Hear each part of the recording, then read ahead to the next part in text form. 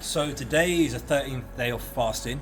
It's been quite difficult because of the sleep. The sleep in itself is hard because you can open your fast at 6:30 p.m.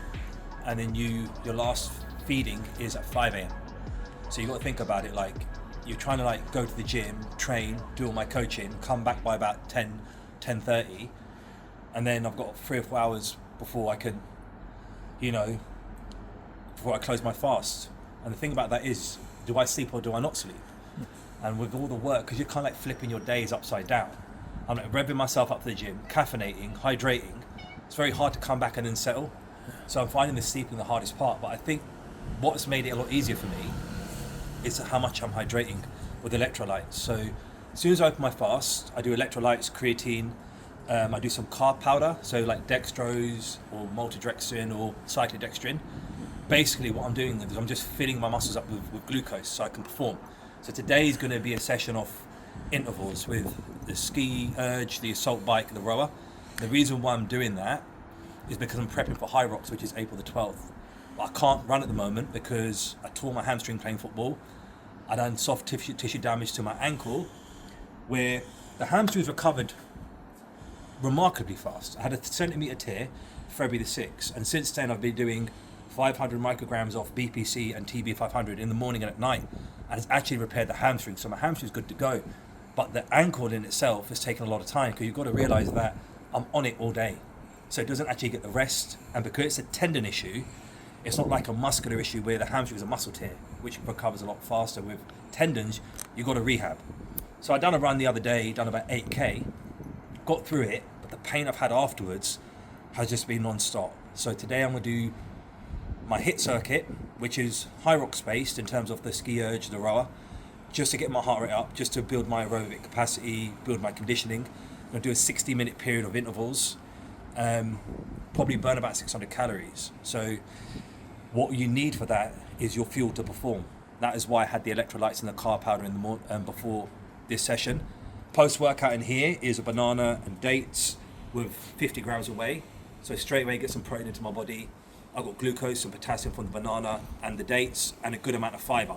Because the difficult thing is, because when you fast, you've got such a small time of eating, to kind of like cram your stomach with tons of vegetables to get the fiber in, you end up just bloated. So I try to get my fiber from foods like I said, bananas, dates, fruits. Seems to work well, whole grain breads. So we'll go to the session today, see how I feel. To be honest with you, it's been a bit of a headache because I've been training for this Hyrox for so long. And I've actually neglected my body in the process of it, because performing, you've got to have a level of carbohydrates to perform and recover. Whereas your bodybuilding and building a physique, you can go low carb because the training sessions aren't as HIIT based. You could take your time. So if obviously like my goal is to do the Hyrox purely because it's a challenge to myself, but I'm not able to do the things I need to do to prepare for it. I'm going to do it. I don't know how good I'm going to do it, but I've made a commitment, and the commitment's going to see through regardless of the outcome.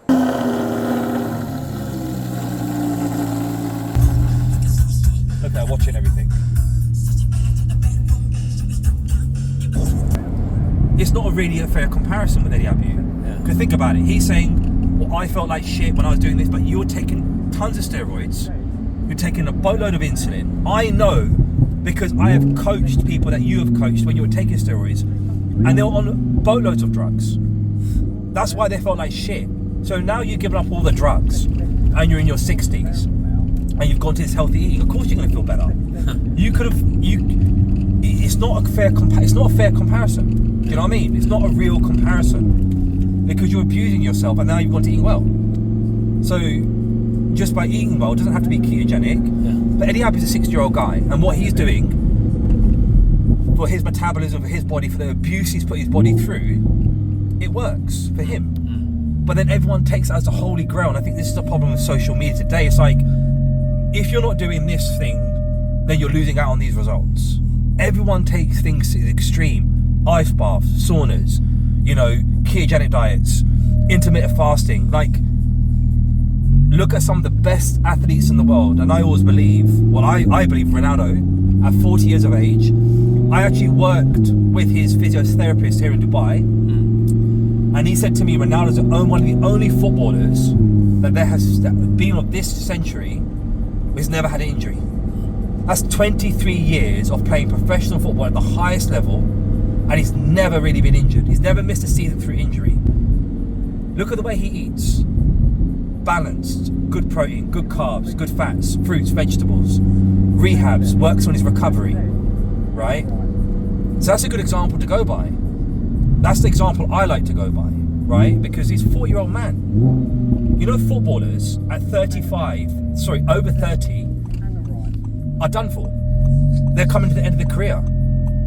Ronaldo scored more goals from his 30 to 40 than he did from 20 to 30. That's how good that guy is. Because he's meticulous with his routine. And it's not an extreme approach. It's not extreme, and everything online is extreme. So that's why I'm sick of it, because that's where the doubt comes in. People used to ask me about doubt, like, why do people doubt themselves? They doubt themselves because they're going online and they're getting fed so much information. They don't know if what they're doing is right or wrong. I even have my own clients come to me, sometimes say to me, do you not think I should be doing this? I'm like, you're working with me. I've been doing this for 15 years. I've coached thousands and thousands of people. I've got people that have cancer into shape. And now you're asking me, should you be doing something different? Like, why? Why are you asking me this for? I want to know. And I was like, well, I saw this and that online. Just fucking focusing on all the things that people are putting out there, not looking at yourself. So the way I want to do things, right, is make health and fitness a part of someone's lifestyle to make them feel better. Because you're never going to feel worse by eating healthy and exercising, are you? It's only 100% profit to you. It's only 100% benefit to you. You're not going to feel worse for it. And rather than go down the extreme approach, trying to get traction by saying, if you're not doing these 5 things, then you're not going to grow muscle. Or if you're not doing these 5 things, you're not going to lose fat. Rather than making blanket statements to get attention, I'd rather just be real and honest and just talk about what's worked and what will work. Do you know what I mean? Meaning, there isn't a set approach. There's not a set approach. You know what? If there was a set approach, think about it, yeah? Let's just use let's use logic, yeah? Let's think about it this way. If there was a set approach, then why would I need to coach? If you think about it, if there was a set approach and I had a client sign up with me for 3 months, I could just give them a PDF document and say, follow this will get you into shape. There's not a blanket approach. You get someone's body, you work out what's good for them in terms of their lifestyle, how often they can work out, their age, their sex, where they're at with their physique. You set a plan based on that, and then you monitor that plan, and then you adjust it. A little example I'll give you. I've got a woman in America that I coach called Lindsay. She's lost about 50 pounds with me. And we've lost that 50 pounds by just doing steps, workouts, and nutrition control. And the reason why I'm saying this is because I actually added cardio into her plan. So every time I added cardio, like 3 or 4 sessions a week, her body would get so inflamed, her weight would start to go up, and it actually made her progress worse. But if I had like a set method, and I gave everybody cardio, and I'd done it with 50 people, it might work for 10, but it ain't gonna work for the other 40. That's why you can't make a blanket statement, because we're unique individuals. You know what I mean? Our bodies respond in such a different way because of how we are genetically made up, number one. And number two, our lifestyles, our stresses. Like, I've said this before and I say it again. I've been doing this for 20 years. Every time I've prepped for a competition, every time I've gotten myself back into shape, my diet and training has always been different. I've never just gone back over my old notes and be like, well, that's what worked for me then. I lost 30 pounds doing that diet. So if I do that diet again, I'm gonna lose another 30 pounds. It doesn't work. My hormones are different. My stress levels are different. My environment's different. My body's different. Because your body's always evolving. You have to adapt your game where you are. And I say about Ronaldo all the time, because even he, at 40, has adapted his game to where he's at with his physicality. He doesn't do as much running as he used to. He doesn't put himself in positions like he used to, because he's playing with what his body is at the time. He's adapting his game. You've got to adapt your body to what's needed, right? So there isn't a set method. You can say things like this, right? Carbohydrates are good to perform. We know that. Protein's good for muscle repair and muscle building. We know that. Fats are really good for hormonal benefits and, you know, just general healthy function within the body and inflammation. Good for hair, skin and nails. We know these things, but how then do you implement that to your diet? So if we know carbohydrates are really good to perform, how much carbs does your body need? Like, if I'm doing 10K every day and you're just doing 10,000 steps, do I need more carbohydrates than you? Absolutely. There's more demand for glucose when you're doing that type of output. But it doesn't mean you don't eat carbs. It just means that the carbs I'm eating are going to be adequate for my body. So you've got to be able to implement certain things, right? And understand what things do, but then tailor it to your body. Tailoring. So coaching is tailoring. It's not, here's your plan, 3 months, there you go, it's going to work. My life would be so much easier. Think about it. I've got 100 clients and they signed up with me. I just gave everyone a document and I knew that was going to work for them. They never had to check in with me. I just knew it was going to work. I don't have all this free time on my hands, but I know it's not going to work. I know that I can set a plan for somebody and I've got to change it all up within 3 or 4 weeks because it's not working with their body. I've even had clients that have worked with me 2 years ago who've stepped away, done their own thing, and they've contacted me and said to me, look, Abe, I want to work with you again because what it is, when I worked with you 2-3 years ago, that diet worked really well and I've been following it since, but it's not working anymore. It's not working anymore because the body's changed. Do you know what I mean? You have to go. Now when we're on a plan this time, it's completely different to the last plan. So I say to the client all the time, scrap what we did before, forget about what we did. We've got to understand what we need to do now, right? And that's the key. Certain things you can, you know, through tracking data over time, you know, still use that information. So for me, for example, I know with all the training I've done, I respond better to moderate volume, frequency training. Because I know my body over that period of time, right? Certain things do stick. Like if you don't digest oatmeal well, you just don't digest oatmeal well. I'm not going to say, well, 2 years ago you didn't digest it well, now you can digest it well. It just might not be good for your body. So those things you can take, but what you actually need at that given time is so different. So different. And that's apparent to see with people that I've actually worked with, that have gone on their own journey, and now they're coming back to me because what we were doing before is not working for them now. Because their body is not the same. I can't do what I did at 25, at 35. No matter how much I want to kid myself, age is age, wear and tear is wear and tear, right? This is why, like, I think a lot of people just get so confused online with the information that's out there because they think there's always something better. They think there's always something better.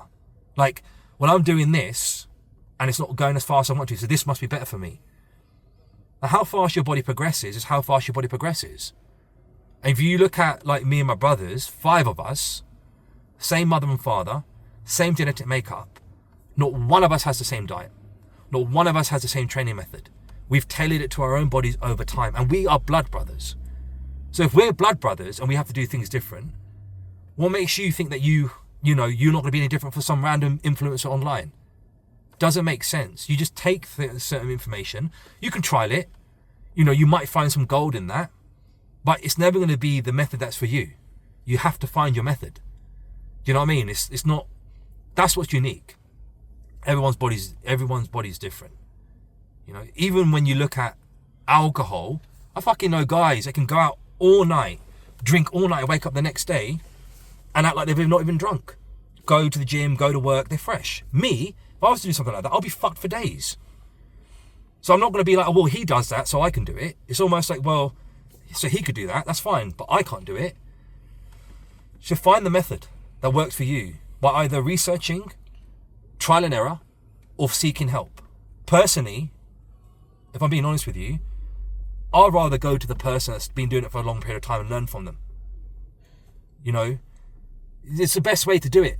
What are you going to do? If I said to you today, we need to build a business, right?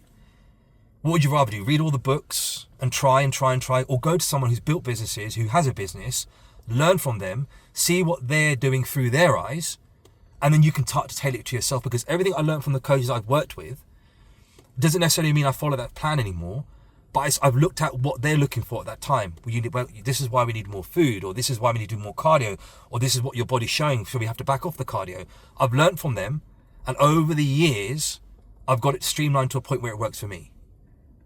So I'd rather have the cheat code, because when you're working all the time and you're looking at yourself in the mirror and you're comparing yourself online, all you're going to end up doing is constantly changing things, changing this, changing that, because you go online and this person's doing this, you go online, that person's doing that, then you think you should be doing it, then you're not doing it. You build no consistency with that. Get a plan, get help, and get someone helping you, because it's a fast track. Do you know what I mean? The reason why you have businesses where people are in certain positions, because it fast tracks the business, right? Everyone plays a role.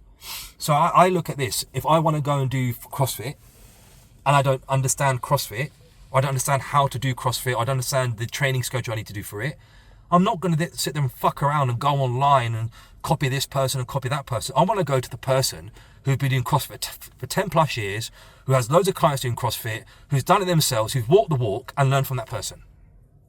That's just logical sense for me, right? I want to learn from someone who's walked the walk. Do you know what I mean? How can someone, I see this online now, yeah, where coaches are coaching people for bodybuilding competitions, but they've never competed themselves.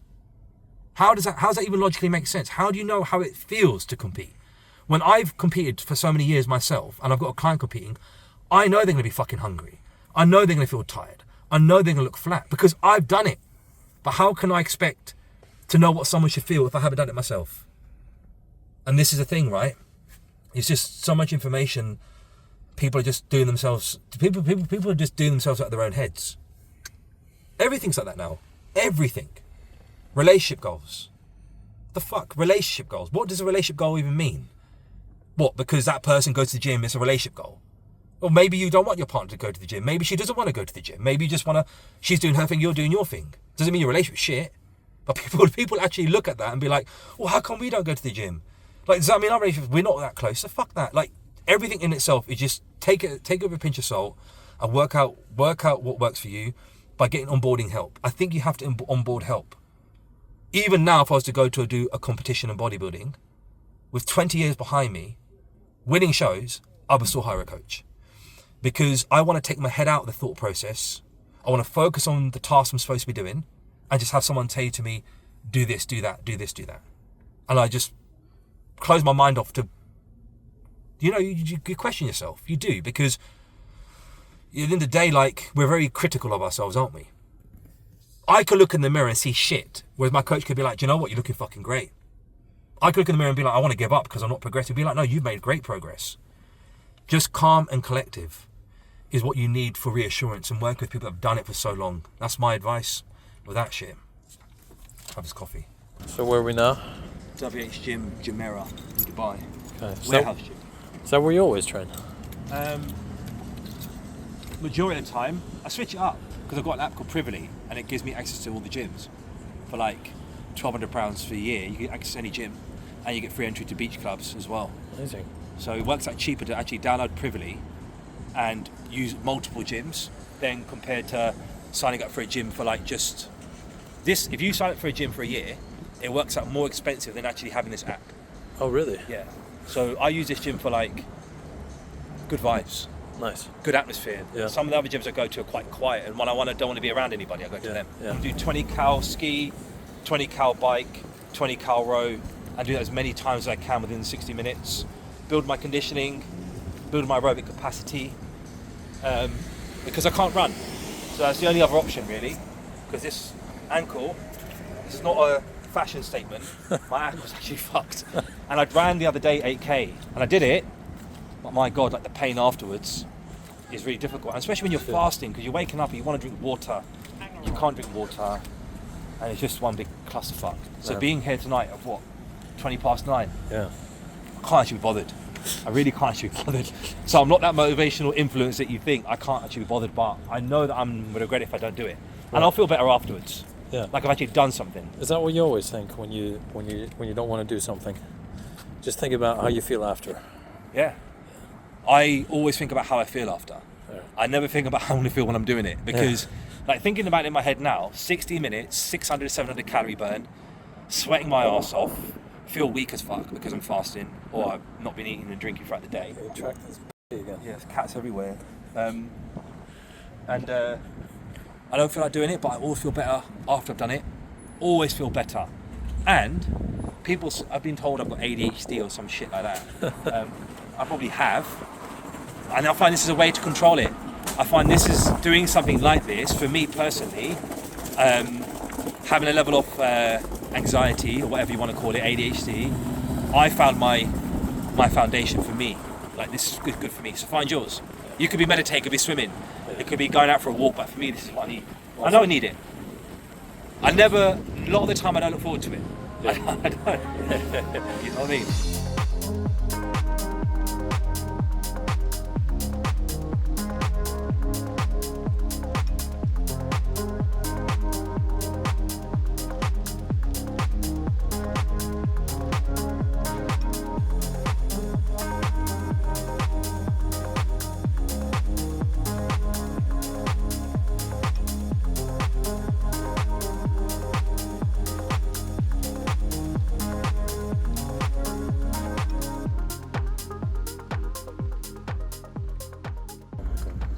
Come on, do you want to go home? I don't know if it's a stray or if it's someone's cat, but it's always at the gym. It's more dedicated to the gym. How was your workout, bro? It was just as hard as I thought it would be. Done 20 cal ski, 20 cal salt bike, 20 cal row, and I did that as many times as I possibly could in 60 minutes. Ended up doing 700 calories. Oh wow.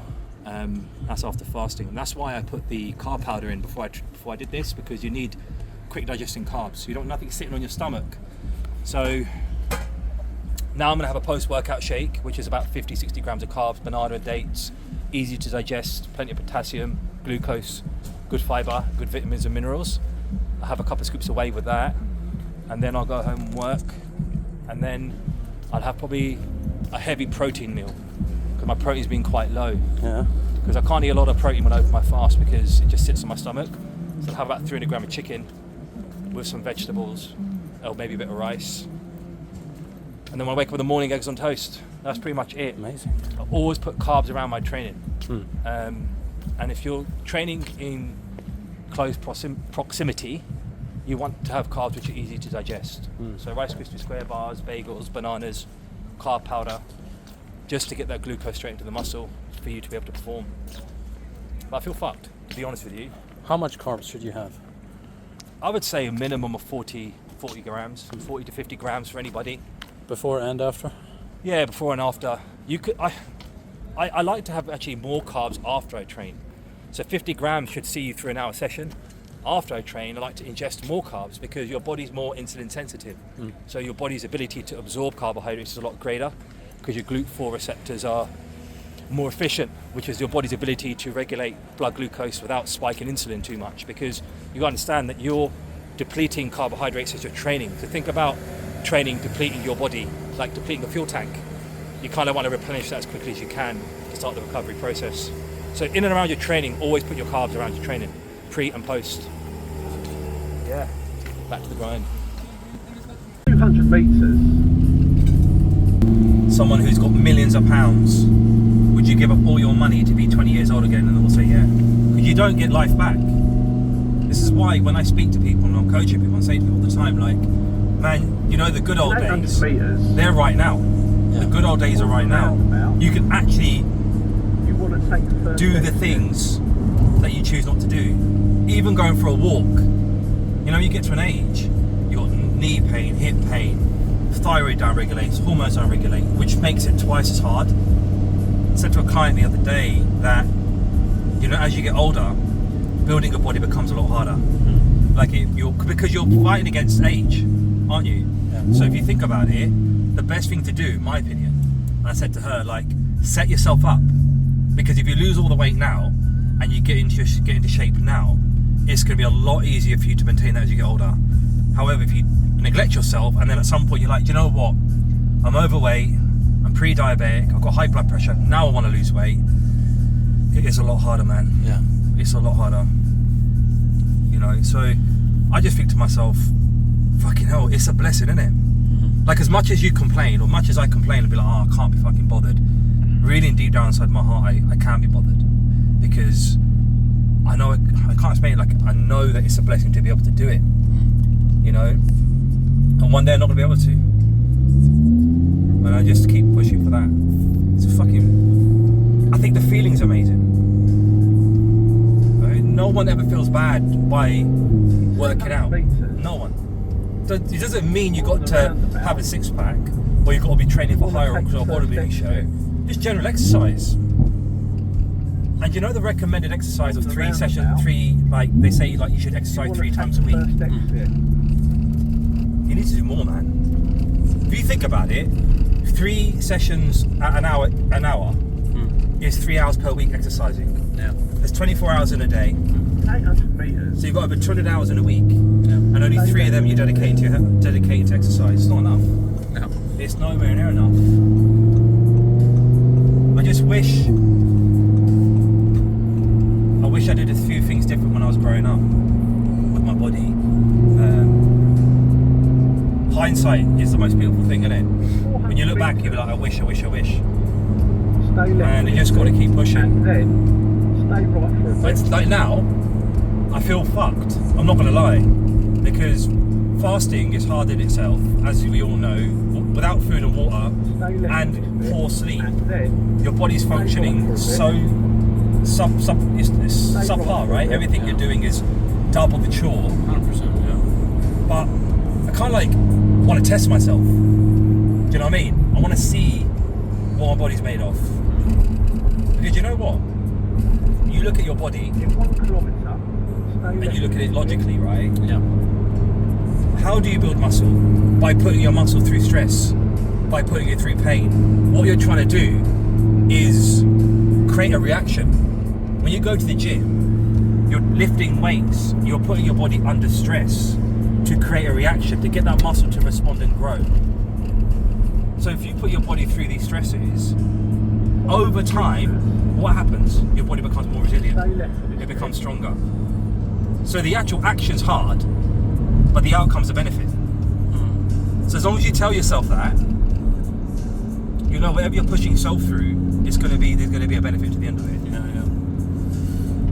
What would you say to someone that says, okay, I know I need to exercise, I know I need to eat right, but I barely have enough energy to get through the day. 400 metres. How am I even supposed to exercise on top of Stay right for a that? I bit. just don't have the energy. So if you haven't got the energy to work out and you're feeling depressed or you're feeling low, it is because you're not working out. That's the crazy thing about it. Like when you actually exercise, Stay you right produce for a more bit. energy. You get your body fired up, you know. And obviously, when you're exercising, if you're coupling that with good food which is gut friendly, food which it digests well, which has all the vitamins and minerals, that's how you create a state of change.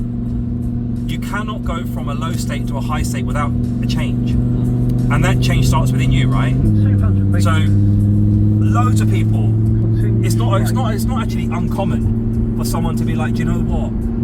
I feel tired. I get these crashes throughout the day, which leads to not being motivated, which leads to you start to feel low, right? And then you start getting them on an exercise plan. You start getting them eating well, and then within 2 or 3 months, they're telling me they want to do more. That same person who told me they couldn't get out of bed to go for a half an hour walk is now saying to me, can I do an hour walk? Can I do an hour and a half walk? Can I train more? Because what they're doing is they're getting that body fired up. They're getting that metabolism, they get thyroid, right? They're getting their body into a situation where it's like, now, you know what? They get moving. You know what's interesting when I say this? When you have a car, if you have a car, you don't start that engine, and you left that car just sitting on your driveway, it actually fucks the engine up. The engine seizes. Because they haven't had oil go around the engine, the car's not moved, everything starts to become stiff. Engine seize by leaving the car. Your body starts to seize by not giving it the exercise that it needs. Your body's designed to move. It's designed to move. So if you're doing the total opposite, it's going to come with a bunch of problems. And that's not even, it's just basic logic, right? I've noticed, even with myself, I haven't been able to run for like a month and a half now. And when I started trying to run again, my legs were hurting, my knees were hurting, because I haven't been doing that for quite some time. Because my body needs to get back into a rhythm. Everything is rhythm. Rhythm and routine. So if you're feeling depressed, you're feeling low, one of the best cures is exercise and eat healthy. That's the first point of call.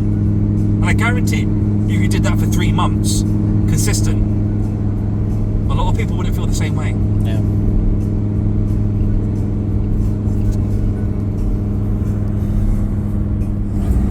Why do you think that people are so afraid of eating healthy and exercising? I don't know, you tell me. Continue straight. I think because it's just linked to being in shape.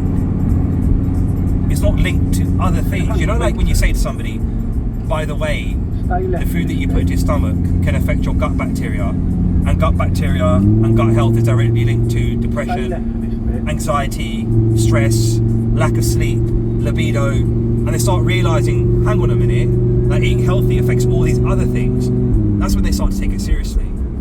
Because not a lot of people are interested in their body to that level of aesthetics. You know, some girls don't want that tiny waist or that big ass. Some guys don't want that six-pack and that massive chest. I get that. But what about how you actually feel? Think about it. Like, what about, you know, your brain function? Do you have brain fog? Are you alert? Are you on the ball? Do you feel energized when you get out of bed? You know, do you feel like good in yourself? Or everything you do stems from the food that you eat and the way you treat your body. And everything over time is a result of what you've done to yourself. You don't wake up with diabetes. You don't wake up with depression. You don't wake up being overweight. You don't wake up with high blood pressure. What that is, it's an accumulation of neglecting yourself over a period of time, and it's different for everybody, to the point where your body's now showing signs of, you know what, that you have been neglecting me for this amount of time, now you've got these conditions or these issues. And if you think about it, from the day that you're born to the day that you die, your body has to filter everything that you put into it. Every bit of food that you eat, your body has to do something with it. So if you've given yourself 30 years or 25 years of neglecting yourself, then where you end up is because of that. And it isn't hard work when you get used to doing it. But it's almost like everyone now is like, I'm going to get on a diet plan to get into shape. That's all it's linked to. I'm getting on a diet plan to get into shape. What about I'm getting on a diet plan because I want to function better mentally? I want to have more energy. I want to be more focused. I want to protect more hormones. I don't want to become diabetic. I don't want to have high blood pressure. I don't want to encourage cancers in my body. Because you know, a lot of cancers, a lot of things like diabetes, high blood pressure, hormonal issues, they come from metabolic dysfunctions through the shit that you put into your body. So everything online now is eat this to get into shape, eat this to build muscle, eat this to lose fat. What about eat this because you don't want depression? Eat this because you don't want to encounter cancer, or you want to fight off cancer, or if you want to fight off diabetes, or you don't want to ruin your hormones. I find it incredible, and I believe it's because of what people put into the body, that people that I coach in their 20s and 30s, when I ask them to get a blood test done and I get the results, they have worse blood work than someone in their 60s. Because I believe that, you know, the elder generation didn't have all these foods at hand. Yeah. They didn't have all these fucking processed foods that we eat now. You know? Makes sense. Bro, even when you look at like this, yeah, you know, genetically, African people have very good genetics, don't they? They're very lean and muscular. When you visit a country like Africa, most Africans are in shape, aren't they? They look very lean. But the Africans that are born in the UK, right? So even though they have African genetics, but they're brought up on the UK food, they don't have the same muscularity as Africans that are actually living in Africa because of the way that they eat. Because I was actually watching a documentary, and the healthiest countries in the world are the poorest. Because they got to eat 400 meters. food from the ground. They've got to grow fresh food. Imagine if you said to me, Ayub, I want to build a business. I said to you, okay, eat healthy. And you'd be like, well, I don't want to get into shape. What's eating healthy got to do with it? Exit right. Or do you want your brain to function optimally? Do you want to have energy throughout the whole day? Yeah. You know what I mean? Yeah, makes sense. You got to break it down to simple terms to people. How, if you bought a new car, how would you treat your car? Service it, look after it. Because you know if you don't, what's going to happen to the car? Yeah. Your body's no different. You know, I have people, guys come up to me or message me or what I work with, and they'll be like, bro, I went to the doctors and he said I've got high cholesterol, or I've got high blood pressure, or pre-diabetes. I'm like, why are you shocked? 400 meters. Why is it shocking? That's like me saying to you, bro, I've got no money in my bank, and you say to me, okay, what you've been doing? Well, I've been spending all my money. Like, why would you be shocked? Why are you shocked that you're eating food which is harming yourself for extended periods of time, and now you're shocked that you've got this, Continue straight. you've encouraged this disease, or you've encouraged this health issue? I don't get it. Like, it's just basic sense. So I don't even look at healthy eating and building a body. I look at healthy eating being the best version of myself. And you know what's incredible? The body comes anyway. You cannot go through life eating healthy and exercising and not build a nice physique. Yeah. It just happens. Yeah, you might not build a bodybuilding world championship physique. You might not be breaking marathon times, but you will look good and you will feel good. And you know what's interesting? You know when you eat shit food, Yeah. when you get used to it, you don't. Like I said before, like, you don't know what it's like to feel good. Yeah. Correct, right? 1 kilometre. So when I have clients that eat healthy, Yeah. and then they have the cheat meal on the weekend, Exit. they say to me, bro, like, I can't eat the cheat. I'm like, why? Because it gets so bloated. The next day I'm shitting. The next day I feel like shit. I feel like water retention's high. And you know why? Because their body's being eating healthy for a period of time. Yeah. So when they put shit into it, it recognizes that you're putting something shit into me. It's almost rejecting it. 400 You know what I mean? meters. It's the same way that you can drink alcohol, Roundabout. and if you don't drink alcohol, and you have your first pint, it feels like it fucks you. Yeah. But if you're used to drinking alcohol every day, you can drink and it doesn't feel like it's affecting you, but it still is affecting you. Yeah.